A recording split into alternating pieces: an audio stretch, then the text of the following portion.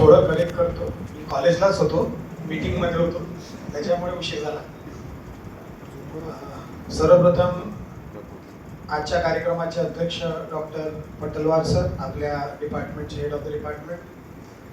आज माझे गुरु ज्यांचा वाढदिवस आहे, राऊत सर, उपस्थित सर्व फॅकल्टी मेंबर्स आणि स्टुडंट मित्रांनो. आज काही मी प्लेसमेंट बद्दल बोलणार नाही. मागच्या एका वर्षात म्हणजे तुम्ही जितक्या शिव्या माझ्याकडून खाल्ल्या असतील तितक्या मला नाही वाटत कोणत्या बॅचने खाल्ल्या असतील.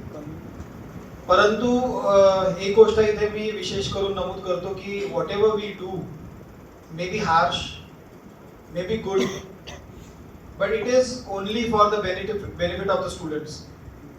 कारण की जसं सरांनी म्हटलं की शिक्षकाच्या जीवनात सगळ्यात महत्त्वाचा क्षण हा असतो की त्याच्या विद्यार्थ्यांनी सेटल होऊन झालं पाहिजे. Settle in the sense of economy, settle in the sense of life, settle in the sense of everything. आणि इंजिनिअरिंगला ऍडमिशन घेत असताना सगळ्यात महत्त्वाचं ड्रीम जे आपण पाहतो ते हेच राहतं की आपण इंजिनिअरिंग झाल्यावर कुठेतरी सेटल झालो पाहिजे. आपण प्रयत्न केला, खूप सारे लोक यशस्वी पण झाले, काही लोक नसतील झाले, तर काही प्रॉब्लेम नाही आहे. कारण की कसं असतं की every step in the life, whether we get victory or we get failure, it gives us some learning and that learning creates experience and that experience give you की जीवनात काय नाही करायला पाहिजे. आजकाल तुम्ही पाहिलं की खूप बाबा वगैरे झालेले आहेत, तर ते सांगतात तुम्हाला लाईफमध्ये काय करायला पाहिजे. पण माझं असं म्हणणं आहे की तुम्ही लाईफमध्ये काय करायला नाही पाहिजे हे सगळ्यात महत्त्वाचं आहे जीवनात. आणि ते तुम्हाला तुमचे एक्सपिरियन्सेस शिकवतात. म्हणजे आपण पुढे चुकलो की आपल्याला लक्षात येतं की आपलं हे चुकीचं केलं आणि पुढे आपण ते म्हणजे त्याला आपण अवॉइड करतो. काल एक खूप चांगला आर्टिकल मी वाचत होतो, थोडं शेअर करतो तुमच्यासोबत, की life is all about choices. Life is all about choices. You know, marriage is hard, living with love is hard, getting divorce is hard. Choose your heart. Being obese is hard. Being slim is hard. Being physically fit is hard. Choose your heart. Being in debt means karza is hard. Being financially disciplined is hard.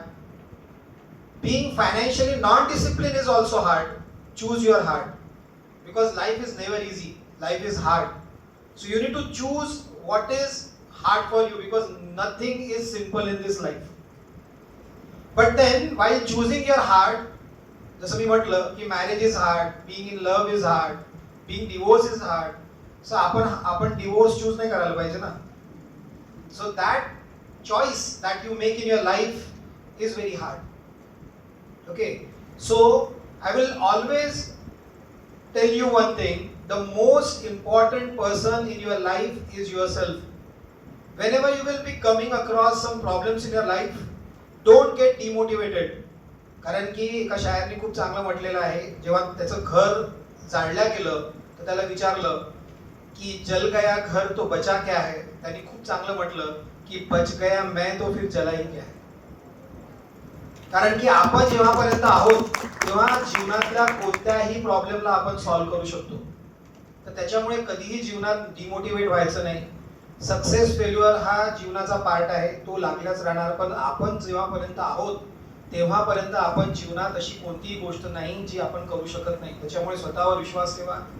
एक मंत्र असा आहे ज्याला आपण fly म्हणतो, FLY, first love yourself and then expect the entire world to love you. त्याच्यामुळे स्वतःवर विश्वास ठेवा, खूप चांगलं करा जीवनात. जीवनात खूप उंच उडा, पण काईट सारखं न करावं, म्हणजे पतंगासारखं न करावं. कारण की पतंगही आकाशात उडते, पण त्याची दोरी जी असते, त्याची जी दोरी असते ती कुणाच्या तरी हातात असते, कंट्रोल करत असते. आपल्याला जीवनात खूप उंच उडायचं आहे, परंतु पक्षासारखं उडायचं आहे, ज्याला काहीच लिमिट नाही, फिअरलेस. त्याच्यामुळे कधीही कोणावर अवेलेबल म्हणजे don't be dependent on anyone. Be the creator of your life.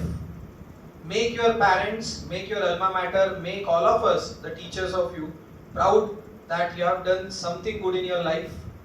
Always try to help others. Be a good human being. That is most important in life.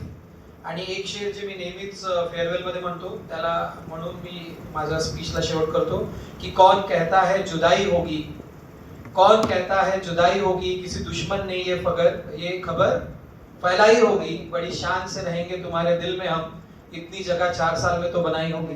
Thank you.